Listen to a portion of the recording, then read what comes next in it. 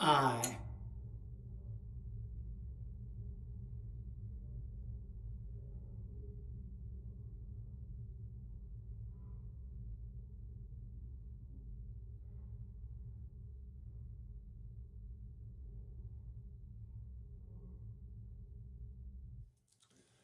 The yeas are 54, the nays are 43. The motion is agreed to.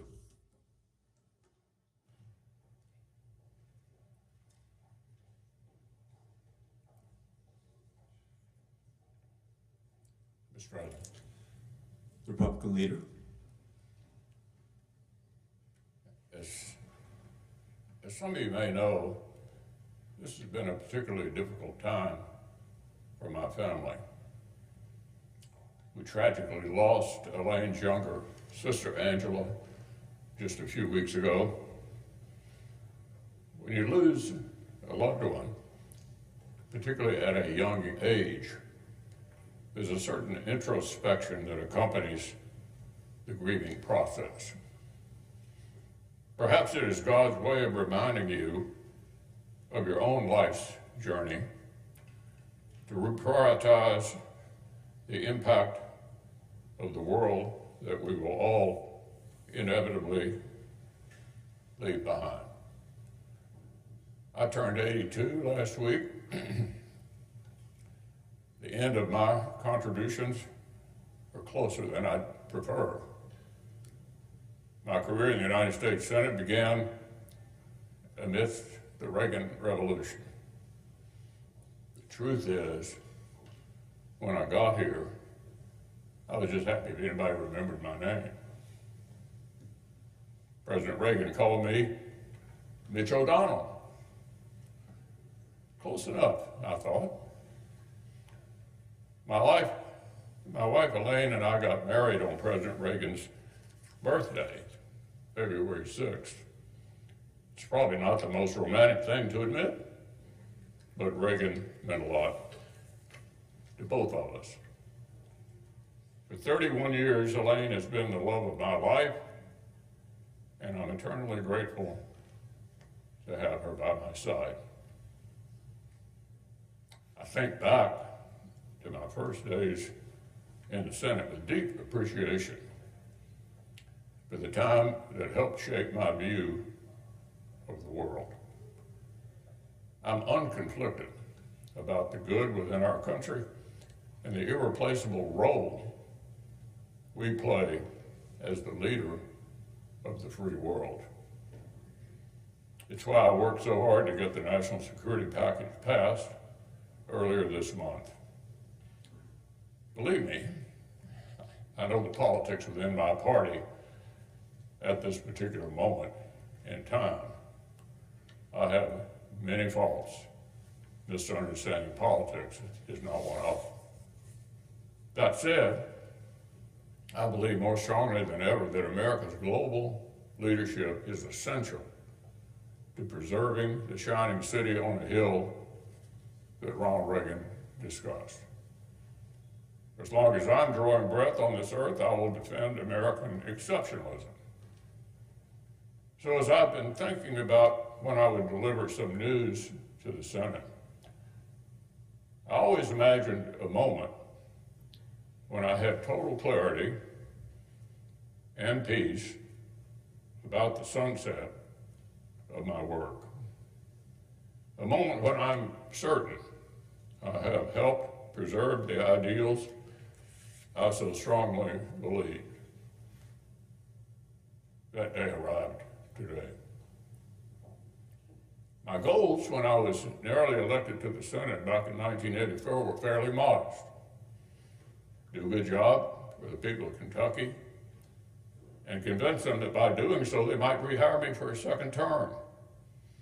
That was it. That was the plan.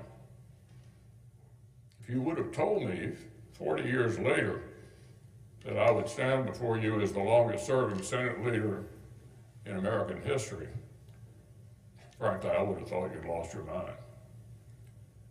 I have the honor of representing Kentucky in the Senate longer than anyone else in our state's history.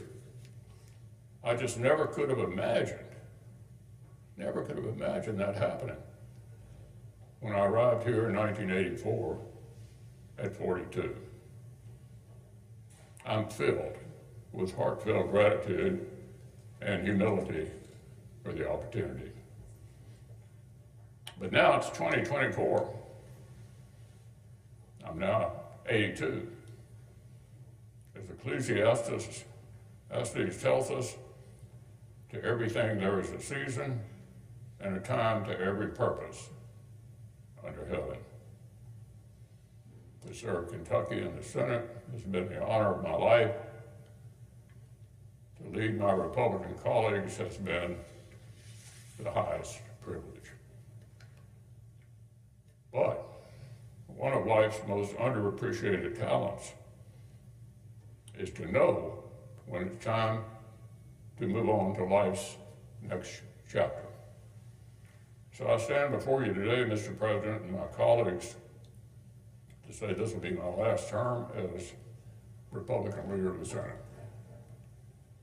I'm not going anywhere anytime soon.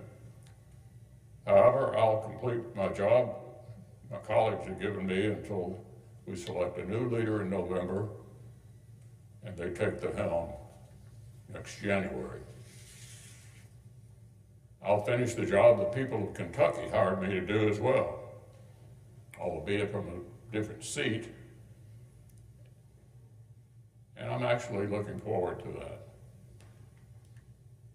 So it's time for me to think about another season. I love the Senate. It's been my life. There may be more distinguished members of this body throughout our history, but I doubt there were any with any more admiration for the Senate. After all this time, I still get a thrill walking into the Capitol, and especially on this venerable floor, knowing that we, each of us, have the honor to represent our states and do the important work of our country. But Father Time remains undefeated. I'm no longer the young man sitting in the back, hoping colleagues would remember my name. It's time for the next generation of leadership. As Henry Clay said in this very body in 1850, the Constitution of the United States was not made merely for the generation that then existed, but for posterity. Unlimited, undefined, endless, perpetual posterity. So time rolls on. There'll be a new custodian of this great institution next year. Won't surprise you to know I intend to turn this job over to a Republican majority leader. I have full confidence in my conference to choose my replacement and lead our country forward. There'll be other times to reminisce. I'm immensely proud of the accomplishments I've played some role in obtaining for the American people. Today is not the day to discuss all of that, because as I said earlier, I'm not going anywhere anytime soon. There are many challenges we must meet to deliver for the American people, and each will have my full effort and attention. I still have enough gas in my tank to thoroughly disappoint my critics, and I intend to do so with all the enthusiasm with which they've become accustomed. So to my colleagues, thank you for entrusting me with our success. It's been an honor to work with each of you. There'll be plenty of time to express my gratitude in greater detail as I sprint towards the finish line, which is now in sight. I yield the floor.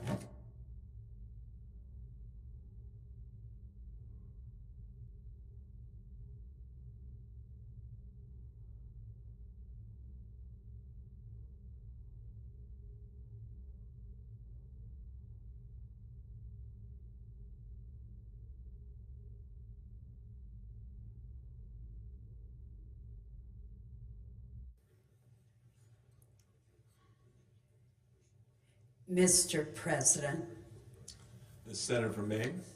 Mr. President, I just want to very briefly recognize my good friend, the Republican leader, for his extraordinary service, not only to our caucus, but more important, to the Senate as an institution and to our country.